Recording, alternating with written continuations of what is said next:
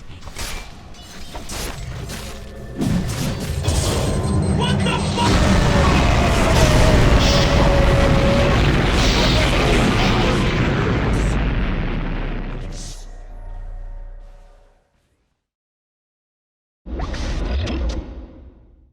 Hello everybody and welcome to the first episode of No Brain, No Gain. Today we're going to look at how to improve your Teamspeak communication, as well as the shittiest communication troubles during a game. But before we jump straight into that, here's an important public service announcement for you.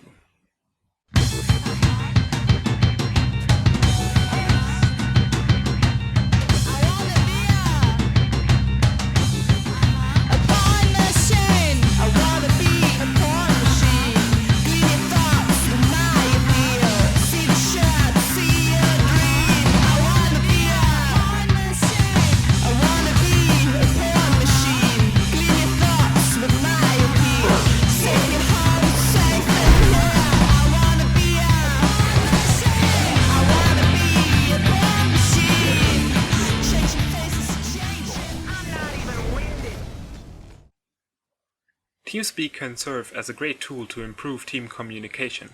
However, in some cases, it will crush your team harmony and you might just be better off not joining the server at all. There are many reasons for why the endless babbling in Teamspeak Session may worsen your team's performance, and we're going to have a look at some of those. Our main focus will be, first, the most annoying personality types on the Teamspeak server and how to deal with them.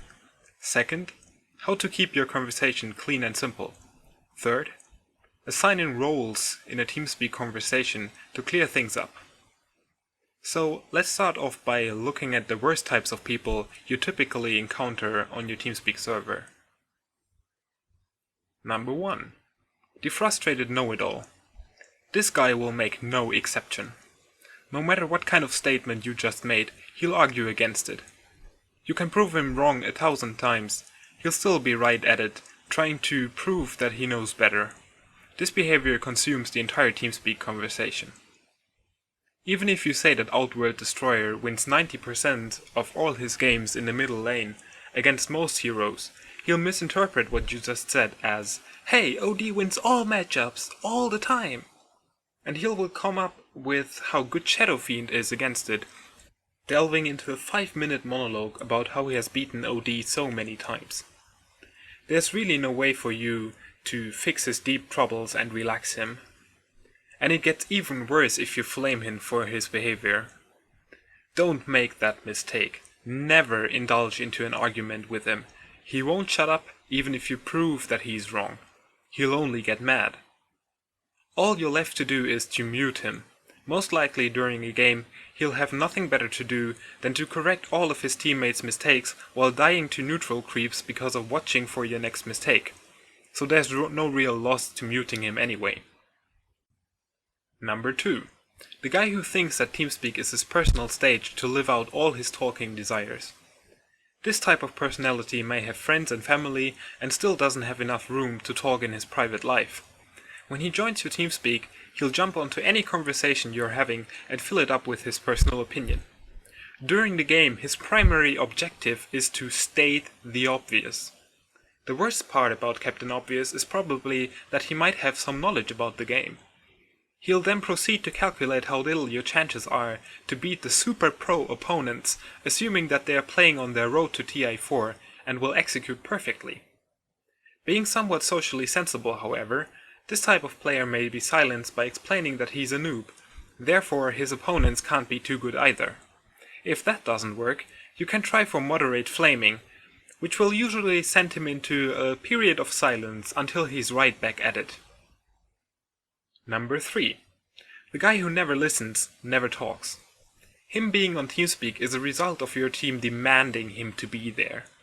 Actually, he's so busy with the in-game stuff or listening to music that he'll never hear when you give instructions or ask him for anything. The maximum of communication you can expect from him is that he blinks before he engages. But that's rare enough. This guy is responsible for 80% of your teamfight failures due to him playing Magnus and engaging no matter what your team plan was. Number 4. The loud thinker. Yeah, he'll comment each and every move he makes. Whenever he does a small mistake, you'll be instantly informed about it by his oops and I shouldn't have done that. He gladly informs everybody about his assumptions, and unless he's really clever, most of his talking time is a waste. It's hard to inform this kind of person about their behavior, as they seemingly do nothing wrong. They don't flame, they are not obviously annoying. However, their constant commenting takes up so much room in the conversation that the other four players will have trouble. The biggest problem is that his behavior is subconscious, and he has nearly no control over it. And it gets worse, much worse, if he's drunk or tired. He might be a good support player though, because you'll always know where he's going to ward and what lane he's going to attend to next. He might also get used to dying more often, which probably results in him talking less about it. Number 5. The guy commenting everything. It's like he's streaming to an audience. Every move in the game is being commented, no matter whether it was friends or foes. He loves to point out mistakes and crappy decisions. Some of these people have a severe lack of knowledge about the English language, making fuck the primary word they use. Fucking shit fucked up now. Oh fuck, holy fuck. Fucking shit, fuck this game. Holy fuck. Fuck. Move! Move! Move! Move, Toby! What the fuck, Toby? Okay, you have 3 more hours before the game. What are you gonna do now? Masturbate, drink, whatever. Really, there's nothing you can do about that.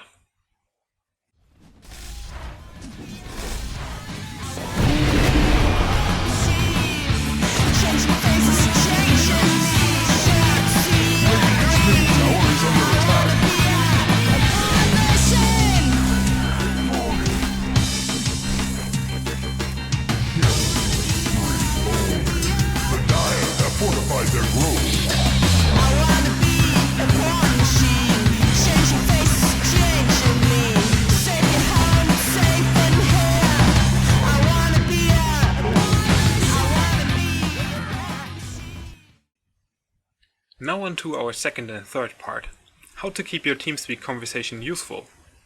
It's actually quite easy. Everybody shut the fuck up. Or, more nicely, only talk about important stuff. This includes engagements, your cooldowns, plans for the game, instructions, asking for important stuff, town portals, and the obligatory desperate cries for help. If you're more serious about the game, the best tip really is to exclude everything unimportant from the conversation. A good TeamSpeak session is actually quite silent. There's only very little and very precise talking going on. Another terribly important thing is not to talk about mistakes during the game. Whenever you start discussing somebody's mistake or argue about something, your energy and attention is drawn away from the game. This will lead to you failing terribly for the rest of the game only because of one mistake. Also, don't let yourself be provoked. Even if somebody is flaming or arguing, don't give in to it. As said before, keep your attention on what's coming up, not on the past. You have all the time in the world after the game to watch the replay and flame your entire team. But during the game, keep quiet and focus. Discussing mistakes or flaming are the biggest no-goes during a game. It will ruin your team spirit, ruin your focus, and worst of all, your friendship may suffer. So, keep it cool. Last but not least, it's useful to assign roles during a TeamSpeak session. This especially goes for your captain and how your team follows him. You should agree on whether or not a single player makes a decision for the team. Mistakes happen. Your captain can also make mistakes. However, mistakes are more likely if everybody follows their own plan. As a team you should act in unity, and this is much easier if there's a clear path to follow. Your captain should take on this role and lead the TeamSpeak conversation. And you should follow his instructions. Also, support players should keep an eye out on the map and inform their teammates about important movements on the map.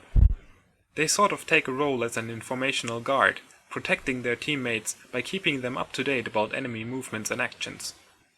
Even if your captain and your supports can't take on this role, one person should be in charge of giving important team instructions. Another person should be in charge of watching the timings, meaning the wards and the Roshan timer. And, as said before, at least one person should be in charge of keeping an eye out on the map and informing your team about the enemy.